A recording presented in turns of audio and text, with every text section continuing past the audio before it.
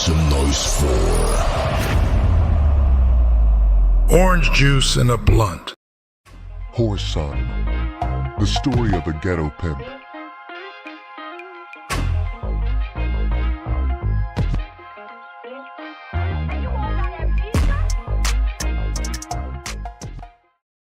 Four. Winter came and went.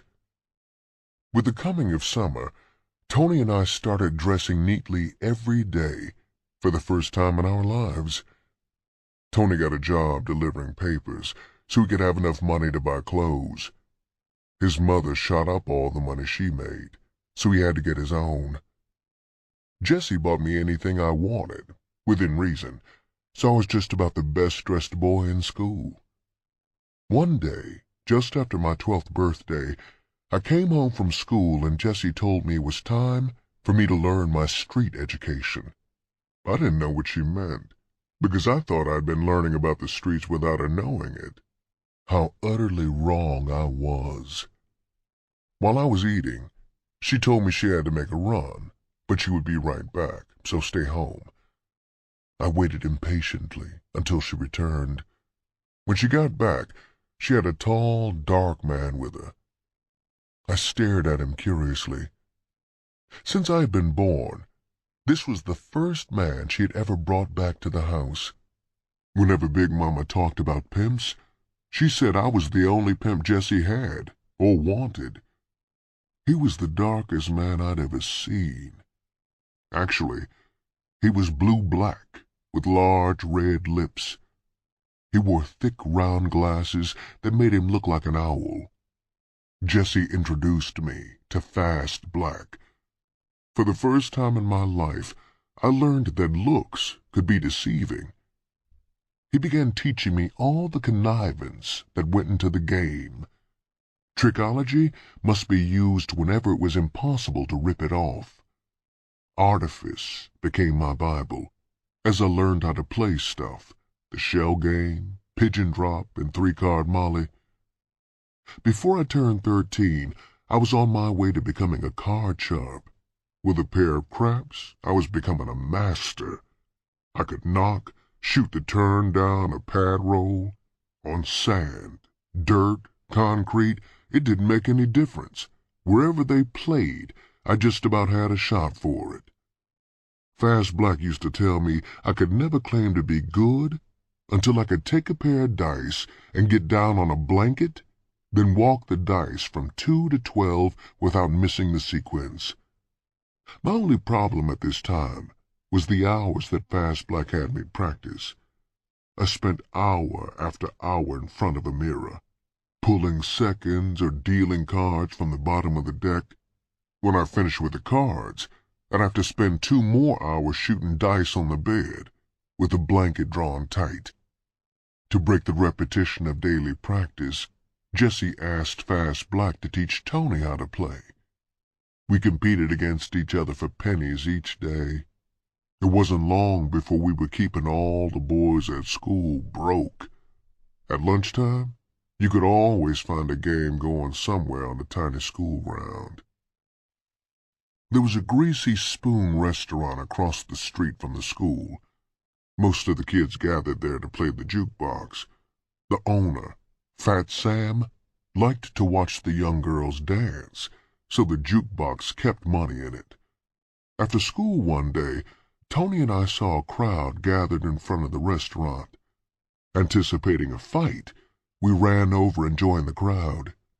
Janet, with 3 of her girlfriends, stood in the middle of the crowd singing. I watched her lead the group. Her small hips swayed with the beat of the tune. I knew then I was through pulling her hair in the classroom. A police car pulled up and scattered the crowd. I slipped away from Tony and approached Janet. I removed her books from her arms. She turned and stared, astonished. We were too shy to talk much that first day, but after a few days, she began to ask serious questions. What you gonna do, Whoreson, when you get grown? Pimp, baby, pimp, I would answer. She would shake her head sadly. "Don't you know there's better things in life than that? Why don't you finish school and go on to college?" "I'm ready for the fast track now, baby. I don't need no college," I replied as cool as possible. She puckered up, and tears rolled down her cheeks. I stopped and pulled her into a doorway. Our lips met for the first time. The kiss tasted salty, but it seemed to stop her from crying, so I kissed her again. After a while, she pushed me back from her. She stared up at me seriously. "We have to stop seeing each other, Whoreson, 'cause I'm going to be a big singer someday, while you ain't gonna be nothing but a pimp." I stared at her, angrily, as she continued, "My mother said singers go with entertainers or businessmen, while prostitutes go with pimps." I looked at her coldly. "My mother told me something too," I said harshly. "When I was 3 years old and in my mother's arms, she looked down at me and said, 'Son, the way I'm taking care of you now, when you get old, I'll always have you a woman to take care of you like this.'" Before she could interrupt, I continued, "Furthermore, before my daddy died, he bought me a graveyard, so that when I got old enough, I could drive my old Cadillacs there and leave 'em." I was talking fast now, 'cause she had hurt me. She started to walk off, but I grabbed her arm. "Before you go, young bitch, I want you to know. You said a pimp ain't nothing, but dig this. All I'm gonna do is rest and dress by gasoline lean. Now can you dig where I'm coming from, young ho? 'Cause that's all you is. I'm gonna buy diamond rings and have the best of everything." I turned her arm loose. "When you get home, tell your mammy for me that I want her to know when I get old, I'm gonna pimp hoes." With that said, I turned my back on her and walked off. I felt a large lump in my throat, and my eyes were so watery I couldn't call them raindrops. But I didn't cry. I walked tall, proud, because I knew I was going to be a pimp. After I got over the pain of that incident, I started gambling constantly. We were doing so well that Tony quit his job. Our next step was to start skipping school so we could gamble. Soon we were both keeping $50 to $100 bills in our pockets at all times. Whenever we did go to school, we had our pick of the girls. They fought constantly over us. While this popularity of mine was growing, Janet drifted completely out of my life. One afternoon, after we had won all the money on the school ground, we decided to skip the last 3 periods. After rambling up and down Hastings, we found a crap game going in an alley. We watched for a while. Most of the players were factory workers. Tony caught my eye. I stepped back so we could talk. They were bouncing a pair of red dice off a barn door, plus there seemed to be a nice amount of money in the game. I knew what was on his mind. We had a set of tea with us, but they were white. Our red set of loaded dice was at the house, and that was a problem.